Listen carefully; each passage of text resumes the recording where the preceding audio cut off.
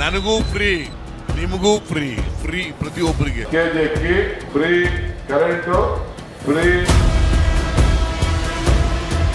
ಚುನಾವಣೆಗೂ ಮುನ್ನ free free free ಎಂದು ರಾಜ್ಯದ ಮೂಲೆ ಮೂಲೆಯಲ್ಲೂ ಢಂಗುರ ಸಾರಿದ್ದ ಕಾಂಗ್ರೆಸ್ ಸರ್ಕಾರದ ಅಸಲಿ ಬಣ್ಣ ಈಗ ಬಯಲಾಗಿದೆ. ಅಧಿಕಾರದ ಕುರ್ಚಿಗಾಗಿ ಘೋಷಿಸಿದ ಬುರುಡೆ ಗ್ಯಾರಂಟಿಗಳ ಹಿಂದಿನ ಬೃಹತ್ ವಂಚನೆ ಒಂದೊಂದಾಗಿ ಹೊರಬೀಳುತ್ತಿದೆ. ಇದು ಗೃಹಲಕ್ಷ್ಮಿಯಲ್ಲ, ಕನ್ನಡಿಗರ ತೆರಿಗೆ ಹಣ ನುಂಗುವ ಸ್ಕ್ಯಾಮ್ ಲಕ್ಷ್ಮಿ. ಪ್ರತಿ ಮನೆಯ ಒಡತಿಗೆ ತಿಂಗಳಿಗೆ 2,000 ಗ್ಯಾರಂಟಿ ಎಂದು ಹೇಳಿ ಕಾಂಗ್ರೆಸ್ಸಿಗರು ಅಧಿಕಾರಕ್ಕೆ ಬಂದರು. ಆದರೆ ಕುರ್ಚಿಯಲ್ಲಿ ಕೂತ ಕೂಡಲೇ ಸರ್ವರ್ ಬ್ಯುಸಿ.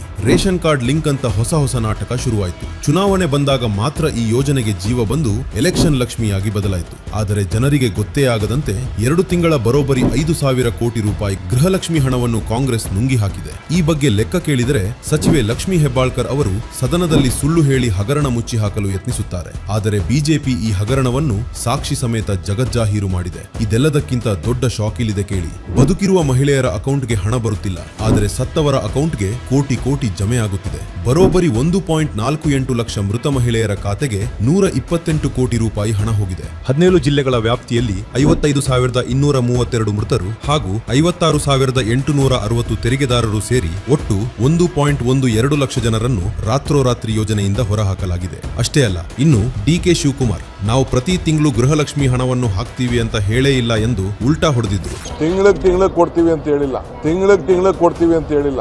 ನೀವು ಟ್ಯಾಕ್ಸ್ ಕಟ್ತಾ ಇರಬೇಕು, ನಾವು ಅದನ್ನು ಕೊಡ್ತಾ ಇದ್ದೀವಿ.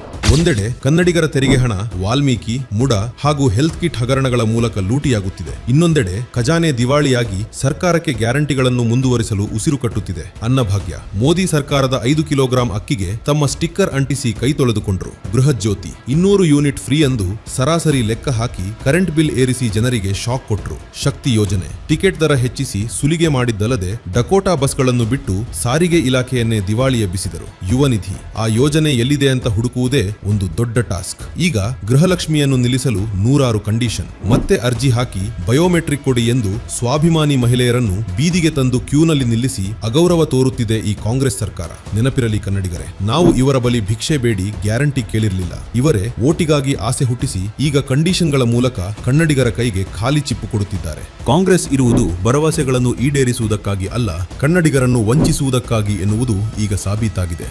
ಇನ್ನಾದರೂ ಕನ್ನಡಿಗರು ಭ್ರಷ್ಟ ಕಾಂಗ್ರೆಸ್ ಸರ್ಕಾರದ ವಂಚನೆಯನ್ನು ಅರ್ಥ ಮಾಡಿಕೊಳ್ಳಬೇಕಿದೆ.